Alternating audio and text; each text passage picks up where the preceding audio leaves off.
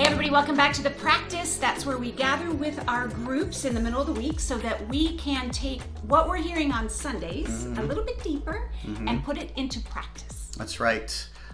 This weekend was Super Bowl Sunday. Yay! And we hope that you had a really great time and enjoyed the game, enjoyed the food. Yes. I know some of you were heartbroken at the outcome of the game, and I was praying for you. Others of you were probably elated and excited. So either way, however it worked out, I hope that you had a great weekend. Amen. This coming weekend, we're going to be back at the building for our service. Yay. And I'm going to be preaching about the story of Mary and Martha, where Jesus goes to Mary and Martha's house. And we're going to talk about that a little bit and some of the lessons we can learn from that. The following Sunday, last Sunday in February, the 26th, we will not be at the building because that is our Salt Sunday. Yay! And so we want all of you to be planning something great with your groups. Yes. I always think it's a great idea when two groups even get together or spend time together or do something like that.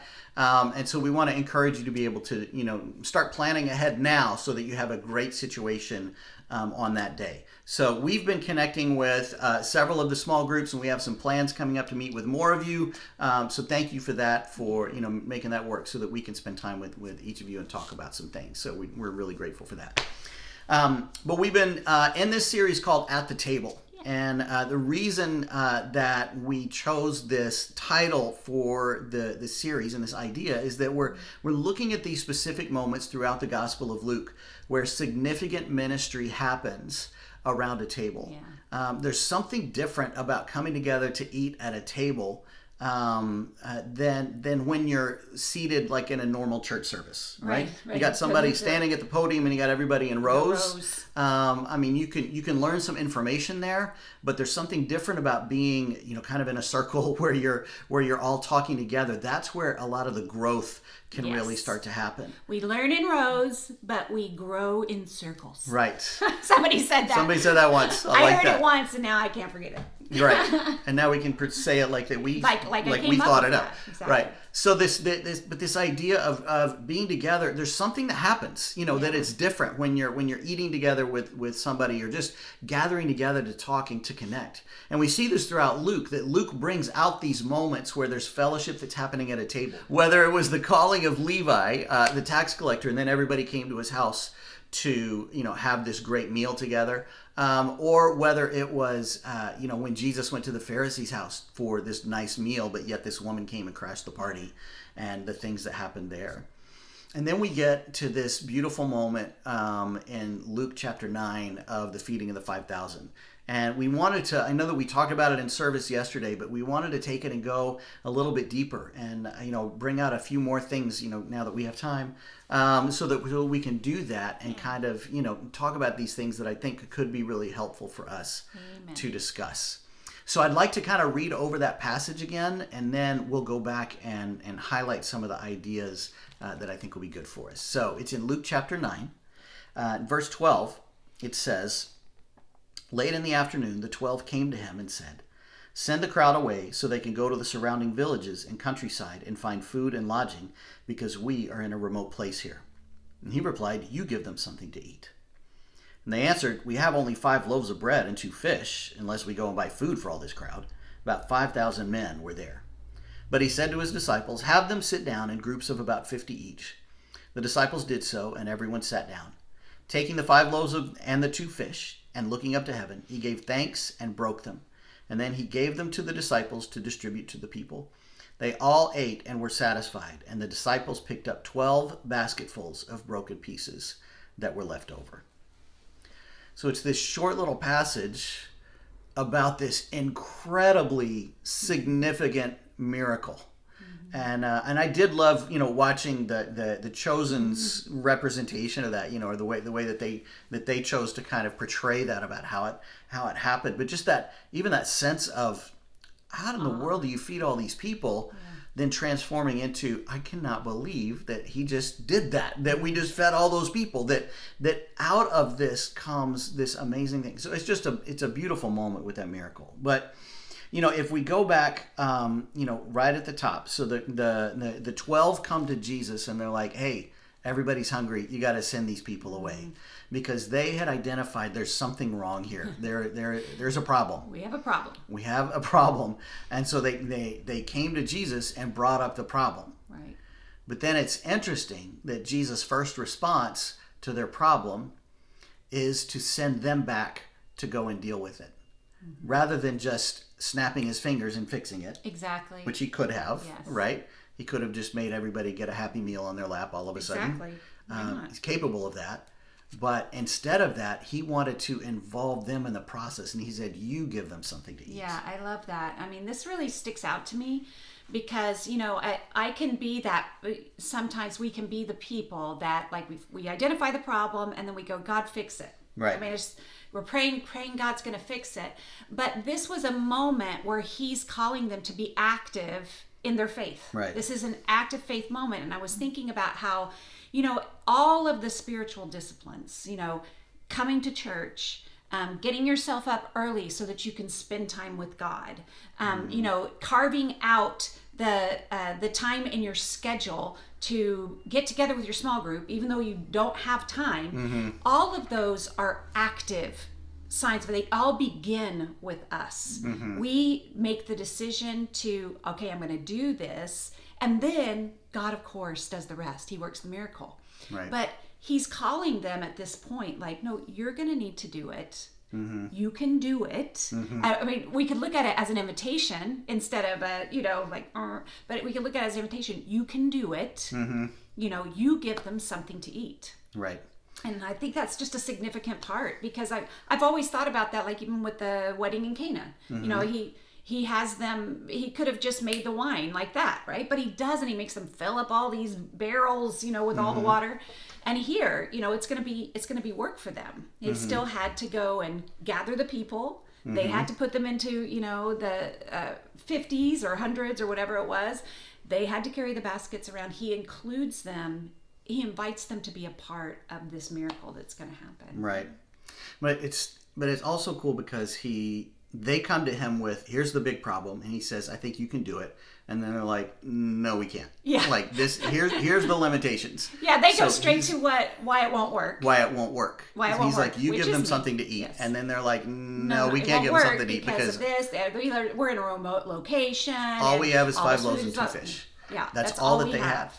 Yeah. And so what are they going to do with that? And so again, they're coming back like, Jesus, you're gonna have to do something with this. But he's already tried to engage them in that, and then that's when he leads them into this moment of like, okay, so here's how I want you to start working here. I want you to get everything ready. Have them sit down in these different groups. You've got your 5 loaves and 2 fish. Get everything ready. And that, I think, when problems come up for us, even if we think about our church life, problems come up within our church life. Yes. We can immediately shut down and go, okay, that's it. God, there's a problem here. What are we going to do? And look at what we don't have. Right. And that's exactly what they did. That is exactly what I do. Yeah. Okay. No, let me tell you why this won't work. Right. We don't have this and we don't have that, and this happened and that happened and blah, blah, blah.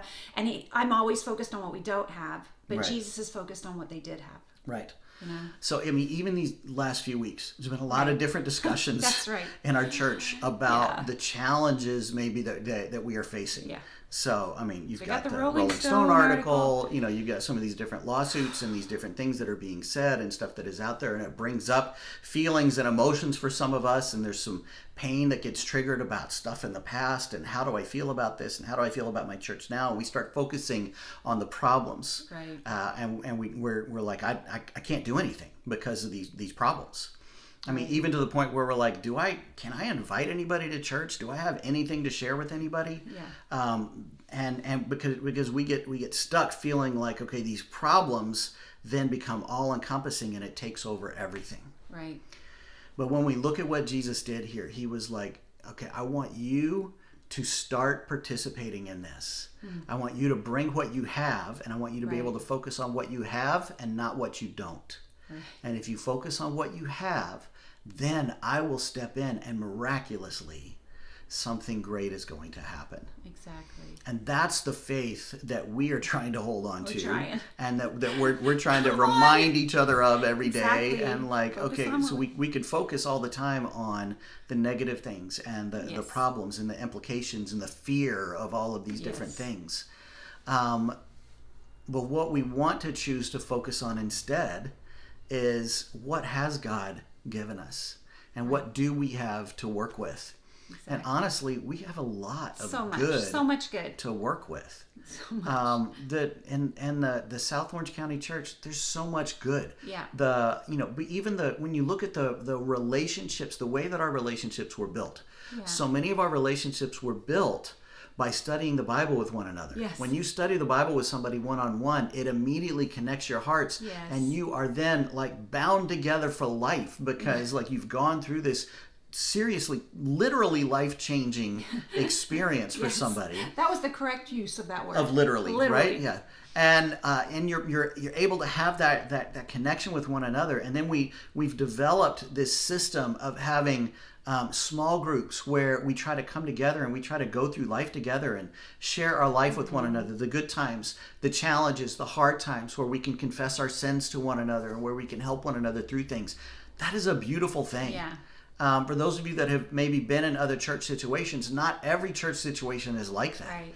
And there's a lot of churches that they have other things together, but what they really wish they had and what they're always wanting to figure out how to have is this relational piece Yeah. that we have here. So true. Like I hear that all the time, because I am involved in the conversations of the churches, and other leaders, and they're always trying to figure out how they can form intimate small groups.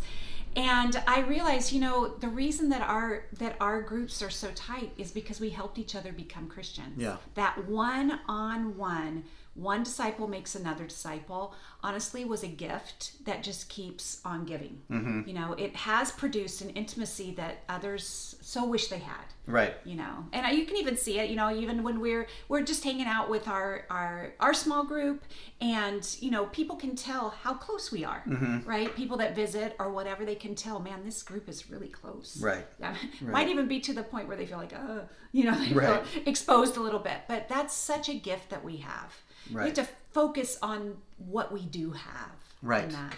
And then there's so many other things that we do have. Yeah, it our goes children. from the relationships, and then we've got our small groups. Honestly, with our children's ministry, there's a great sense Amazing. of vision and hope and love for our children's ministry. Yeah.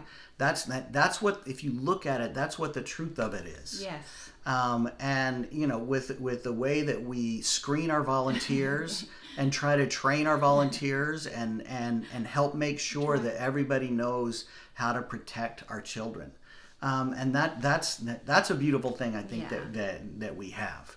Yes. So it's easy for us to kind of focus on here's the things that are wrong, but if we do come back and go, okay, but what do we have right here? There's some really good things there. And it helps to be able to do that, because with the little that we have, then God comes in and starts to multiply. Yeah. And God takes what we have when we can actually bring it to Him and say, this is all we have, God. It's the 5 loaves and the 2 fish.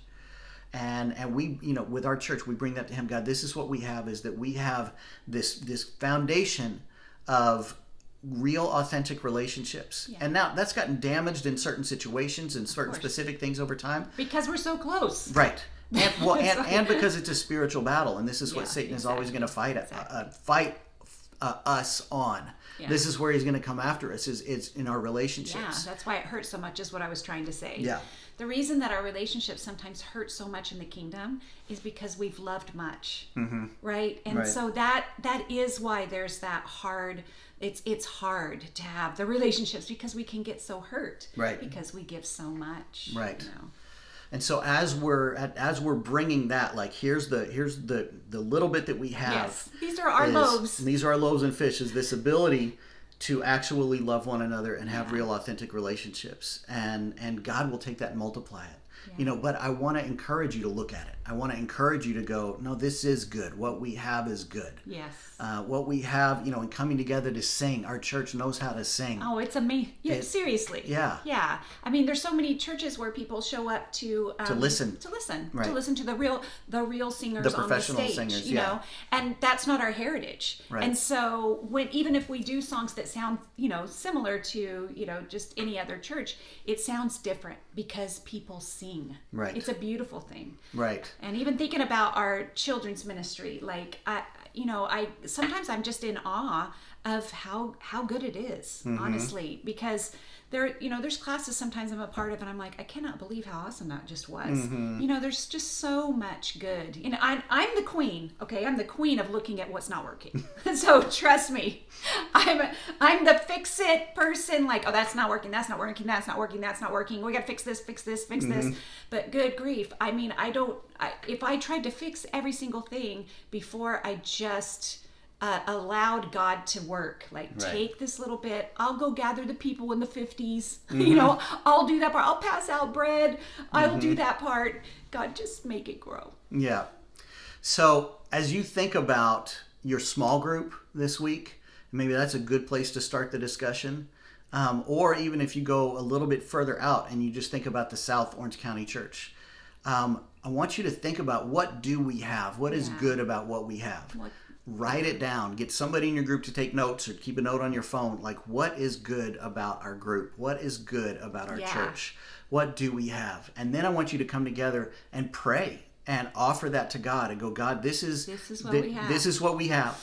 And we are asking you, God, to multiply that and to turn this into way more than we ever could. Amen. And that then is what is going to allow us, because if we focus on the things that are wrong, then what are we going to share with somebody? What do I want to share with somebody? I'm bringing them to something that's completely messed up. So your mind gets stuck in that, and then everything becomes negative. Or you focus on, oh, this is what we have and this is good. And then when you're sharing, you want to share what is good, and you can share that with somebody. Amen. And then God will step in and miraculously fill in all the details and do all of that. That's how God works. This is one of the lessons that we get from the feeding of the 5,000, is that God takes the little and then he turns it into much.